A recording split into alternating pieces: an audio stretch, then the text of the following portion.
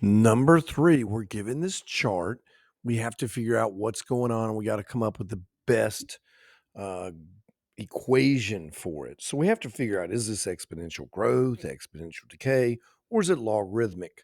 Well, logarithmic and exponential growth will be growing. We can see this guy as x starts going from 0, 1, 2, 3, 4. This guy's doing what? Dropping.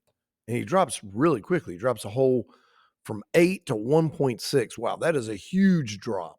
So we know this is exponential decay. Okay, it's got to be decaying. So it's going to be your equation y equals a times b to the x. Okay, so we know that. We just have to find what a and b are. So what we're going to do, we're going to go and plot these points. We'll go to Desmos. When you go in Desmos, you're going to hit the plus sign, you're going to hit table, and then you're going to enter your numbers. Now, I've already done that. Here I've entered the numbers for us. So we have our numbers. Now, what I need to do is I need to always move this guy out of my way. Put him there. He looks pretty there. So let's pull back up our little bit. We can see the dots here. We can see that, yeah, that is just looks perfect exponential decay. Okay. Now, technically, it wouldn't get to 0, but I did have the thing was probably like 0.0001, so we maybe rounded it. So, no big deal. So, what do? Well, we have to tell it to try and find the best fit equation.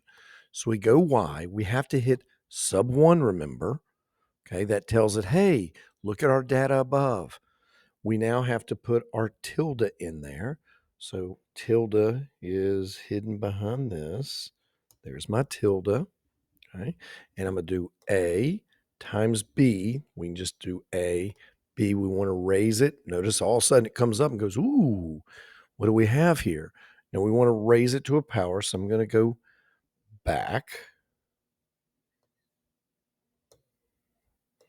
Let's move this out of our way and come back in here.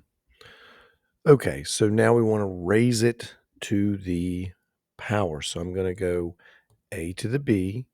I'm going to type X. So I'm going to put X. Now you got to put sub 1 though. You got to remember to put sub 1. So I hit the 1. And notice it draws it, the equation for us. And it says here, hey, it's a perfect fit basically.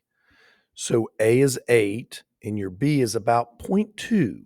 About 0.2. So A is 8 and a 0.2. So the equation is approximately 8 times 0.2 raised to the x. So it's basically only keeping 20% each time it goes from one to the next and next. So it's losing and losing and losing. Okay. So this is our equation of best fit in this situation for number 3.